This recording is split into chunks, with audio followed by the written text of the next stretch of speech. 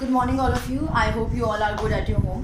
तो आप जैसे कि जानते हैं, मैं क्लास 6 का चैप्टर फर्स्ट को पढ़ा रही थी और चैप्टर फर्स्ट में जो हमने कंटेन के अकॉर्डिंग जितना चैप्टर को कंप्लीट किया था, वो प्लांट से हमें क्या क्या चीज़ें मिलती है, उससे क्या क्या चीज़ें मिलती है और प्लांट के हर एक पार्ट को खाया जा सकता है कि नहीं खाया जा सकता। जो कि हमने समझा था कि प्लांट के हर एक पार्ट को खाया जा सकता है। ये हम पिछले जो आपकी वीडियो थी उसमें ये कंटेन कंप्लीट हो चुका था। आज हम ये समझेंगे कि हमें एनिमल से क्या क्या मिलता है, उसके द्वारा हम क्या क्या चीज़ें ऐसी होती है जिसको हम खा सकते हैं। तो एनिमल से ये जो कंटेन है, ये है कॉन्सेप्ट, कल वाला ही कॉन्सेप्ट है, बट आपको एनिमल से क्या क्या मिल रहा है, फीडिंग हैबिट कैसी होती है और फूड चेन क्या होती है, ये जो कुछ भी है वो आज इस चैप्टर में हम कंप्लीट कर लेंगे, जिसके दौरान आपका ये पूरा चैप्टर कंप्लीट हो जाएगा। तो एनिमल से हमें मीट, डेयरी प्रोडक्ट, एग और हनी मिलता है। ये बहुत ही सिंपल वे है। मीट तो आप सभी जानते हैं, मांस मच्छी जो होता है वो मीट कहलाता है। हमें मीट मिलता है एनिमल से। हम कभी भी प्लांट से मांस मच्छी नहीं ले सकते। हाँ, हम डायरेक्ट इनडायरेक्टली प्लांट पे निर्भर होते हैं। जैसे कि मैं एक एग्जांपल देती हूँ, मुर्गा या बकरा, जो भी आप मीट है जो आप खाते हैं, मीट क्या खा रहा है, डायरेक्टली या इनडायरेक्टली आपके पेड़ पौधे को ही खाता है। बकरी क्या खाती है, घास खाती है ना। तो वो वहाँ से वो चीज़ें खाती है और वो जब सक्षम हो जाती है या वो ग्रोथ हो जाती है बकरी की, तो हम उसको काट के एज ए मीट उसको हम लेते हैं, हम खाते हैं। एडिबल हमारे लिए, एडिबल यानी खाने योग्य, वो हमारे लिए कहलाता है। तो मीट, मांस मच्छी हमें एनिमल द्वारा मिलती है। डेयरी प्रोडक्ट में क्या क्या चीज़ें आती है डेयरी प्रोडक्ट, जैसे कि आप दूध, दही, छाछ और घी, बहुत सारी चीज़ें डेयरी प्रोडक्ट में आती है। वो डेयरी प्रोडक्ट आपको थ्रू द एनिमल मिलता है। दूध किससे मिलता है, गाय से मिलता है, और दूध से वैरायटी ऑफ थिंग्स बन जाते हैं। दही, छाछ, मक्खन, ये सारी चीज़ें दूध से मिलती है। और दूध हमें कौन देता है, मिल्क कौन देता है, मिल्क हमें देता है एनिमल। तो डेयरी प्रोडक्ट भी हमें एनिमल द्वारा मिलती है। नेक्स्ट हमारा एग कौन देता है, एग आपका hen देता है। तो एग आपको एनिमल से मिलता है। नेक्स्ट है हमारा हनी का प्रोडक्शन कौन करता है, हनी बनाता है आपका बीज, यानी मधुमक्खियाँ हनी का प्रोडक्शन करती है, हनी बनाती है। लेकिन क्या आप किसी दुकानदार के पास जा रहे हैं तो दुकानदार आपको मधुमक्खी का छत्ता तो नहीं देता है कि हाँ आप जाइए और इसमें से हनी लीजिए, शहद लीजिए और उसका इस्तेमाल कीजिए। उसका एक प्रोडक्शन करा जाता है। आपको प्रोडक्शन के दौरान आपको वो हनी को थ्रू द पैकेजिंग दी जाती है। तो हनी का पूरा व्यवसाय या हनी का पूरा मापदंड जो है वो कौन संभालता है, कैसे उसको पूरी हनी का जो प्रोडक्शन है उसको पूरी तरीके से सक्षमली हमारे खाने योग्य, उपयोग में लाने योग्य, इस्तेमाल करने योग्य बनाया जाता है।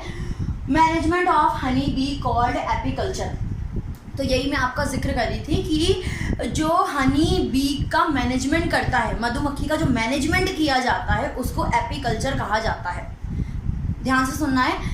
मैनेजमेंट ऑफ बीज, जो मधुमक्खी आपके लिए हनी तैयार कर रही है, उसका जो मैनेजमेंट करा जाएगा, उनको संभाला जाएगा, उसमें से शहद निकाला जाएगा, ठीक है, वो मैनेजमेंट जो करते हैं उनको एपीकल्चर कहा जाता है। नेक्स्ट है हमारा फीडिंग हैबिट ऑफ ऑर्गेनिजम्स। अब हर एक जीव जंतु की खाने की प्रक्रिया अलग होती है। मैं सिर्फ ह्यूमन बीइंग की बात नहीं कर रही हूँ यहाँ पे, मैं हर एक जीव जंतु की बात कर रही हूँ। हर एक जीव जंतु की मतलब कि जानवरों से लेकर इंसानों तक की बात यहाँ पर कर रही हूँ कि उनकी फीडिंग हैबिट या एडिबल या ईटिंग हैबिट जो है वो डिफरेंट होती है। जैसे कि आपको 3rd 4th क्लास से ही पढ़ाया जाता है हार्बीवोरस, कार्निवोरस और ओमनीवोरस। उसके अलावा भी काफ़ी सारे बच्चे हैं जो इससे जिनको ये चीज़ें अच्छी तरीके से नहीं समझ में आई है। तो सबसे पहले हमारा हार्बीवोरस क्या होता है, जो जीव जंतु शाकाहारी होते हैं, मतलब सिर्फ पेड़ पौधे, घास फूस, ये सारी चीज़ें खाते हैं। जो मांस मच्छी, अगर वन वर्ड में कहें तो जो मांस मच्छी नहीं खाता वो हार्बीवोरस कहलाता है। बकरी वगैरह होती है, बहुत सारे जीव जंतु होते हैं, कुछ जीव भी होते हैं, मतलब कुछ ह्यूमन बीइंग भी होते हैं। ह्यूमन बीइंग में तो वेजिटेरियन, नॉन वेजिटेरियन कहा जाता है, उनको हार्बीवोरस, कार्निवोरस में कन्वर्ट नहीं किया जाता। जो जानवर होते हैं उनको हार्बीवोरस और कार्निवोरस में कन्वर्ट किया जाता है। ठीक है। तो यहाँ पर हार्बिवोरस क्या है, वो जीव जंतु, वो ऑर्गेनिजम्स, वो जीव जो कि मीट मांस मच्छी नहीं खाते, दैट्स कॉल्ड हार्बिवोरस, उनको हार्बिवोरस कहा जाता है। आगे हमारा कार्निवोरस। कार्निवोरस क्या होता है, कार्निवोरस वो जीव जंतु होते हैं, वो एनिमल होते हैं जो कि सिर्फ और सिर्फ मीट ही खाते हैं, मांस मच्छी ही खाते हैं। एग्जाम्पल के थ्रू मैं समझाना चाहूँगी। जैसे सपोज कीजिए आप जंगल में गए हैं, जंगल में शेर है, शेर को खाना खिलाना है, तो आपने दाल चावल रोटी सब्जी थाली में परोस के शेर के सामने रख दी, तो क्या वो शेर इस दाल चावल रोटी सब्जी को खा लेगा? नहीं, वो उसको छोड़ेगा, वो आपको खा लेगा। क्योंकि शेर कभी भी, या जो भी जीव या जो भी एनिमल है जो कि सिर्फ और सिर्फ मांस मच्छी खाते हैं, उनके सामने घास फूस कितना रख दिया जाए, वेजिटेरियन फूड कितना रख दिया जाए, वो उसको हाथ नहीं लगाएंगे, क्योंकि वो सिर्फ और सिर्फ मांस मच्छी ही खाते हैं। तो वो जीव जंतु जो सिर्फ और सिर्फ मांस मच्छी खाते हैं वो कार्निवोरस कैटेगरी में आते हैं, उनको कार्निवोरस एनिमल्स कहा जाता है। नेक्स्ट हमारा ओमनिवोरस। ओमनिवोरस में हम ह्यूमन बीइंग बहुत ईजिली वे में इस के लिए सक्षम है। ओमनिवोरस वो जीव जंतु होते हैं, हम अपने आप को भी ओमनिवोरस की कैटेगरी में रख सकते हैं, जो कि मांस मच्छी और प्लांट, यानी कि जो भी हम खाना खाते हैं जो प्लांट से हमें उपलब्ध होता है, दोनों ही चीज़ खाते हैं, दोनों ही चीज़ खाते हैं। मांस मच्छी से लेकर साग सब्जी तक दोनों ही चीज़ जो खाते हैं वो आपके क्या कहलाते हैं, वो आपके कहलाते हैं ओमनिवोरस। ओमनिवोरस। नेक्स्ट है आपका स्कारवेंजर्स। स्कारवेंजर्स वो जीव होते हैं, ये कैटेगरी नहीं है, स्कारवेंजर एक प्रकार के जीव होते हैं, वो जीव होते हैं, वो जीव ऐसे जीव होते हैं जो सड़े गले मृत और ऑर्गेनिक मैटर्स को खाते हैं। वो जीव जंतु जो कि सड़े गले पदार्थ को खाते हैं वो स्क्वेंजर्स कहलाते हैं। ध्यान से सुनना है, वो जीव जंतु जो सड़े गले पदार्थ को खाते हैं वो स्क्वेंजर्स कहलाते हैं। अब अगर ह्यूमन बीइंग की बात करें हम, नेक्स्ट हमारा है ह्यूमन बीइंग। ह्यूमन बीइंग की अगर हम बात करें तो ह्यूमन बीइंग में कैटेगरीज होती है कि हम अपने आप को हार्बिवोरस कार्निवोरस नहीं बोलते, हम अपने आप को बोलते हैं वेजिटेरियन या नॉन वेजिटेरियन। अगर आपको किसी का जानना है, आप सपोज कीजिए मीट खा रहे हैं और आपको सामने वाले से जानना है क्या वो मीट खाता है, तो आप बोलेंगे क्या आप नॉन वेजिटेरियन हैं, आप ऐसे ही पूछते हैं ना। नॉन वेजिटेरियन, पहले हम वेजिटेरियन क्लियर कर देती हूँ मैं। वेजिटेरियन वो ह्यूमन होते हैं जो सिर्फ और सिर्फ साग सब्जियाँ खाते हैं, उन्हें वेजिटेरियन कहा जाता है। नॉन वेजिटेरियन वो ह्यूमन बीइंग होते हैं जो मांस मच्छी भी खाते हैं, जो साथ में मांस मच्छी भी खाते हैं, वो नॉन वेजिटेरियन कहलाते हैं। आई होप यू अंडरस्टैंड।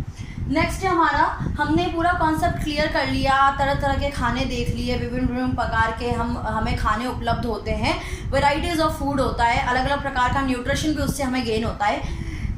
उनकी इंपॉर्टेंस क्या है, वैसे बहुत सारे इंपॉर्टेंस थी, लेकिन मैंने आपके को सिंपल वे में 3 पॉइंट्स दिए हैं ताकि आप समझ सकें कि आखिर खाना खाने से होता क्या इंपॉर्टेंट है।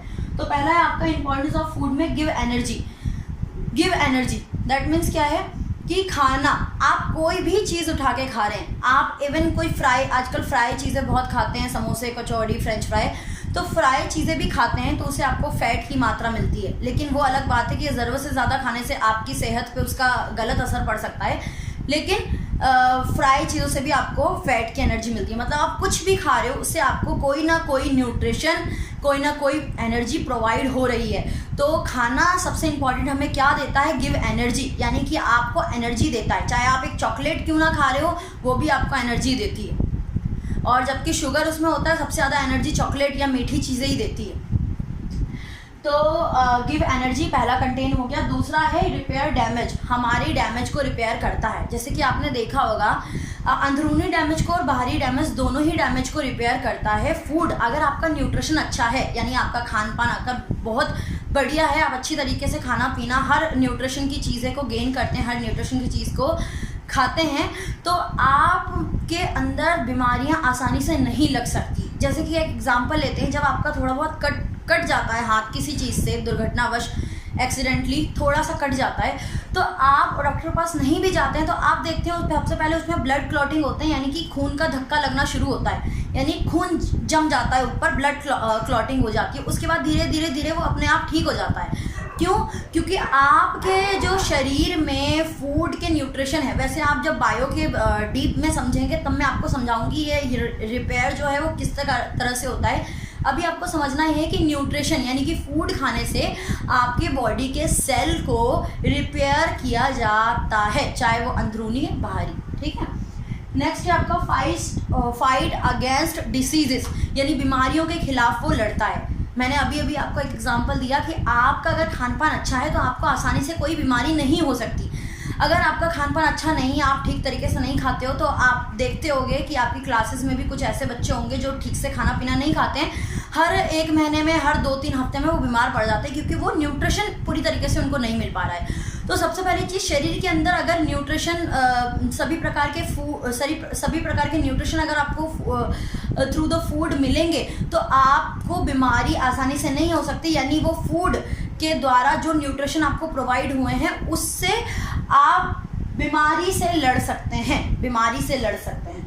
अब एट लास्ट में एक छोटी सी टॉपिक है जो जिसको कहा जाता है फूड चेन।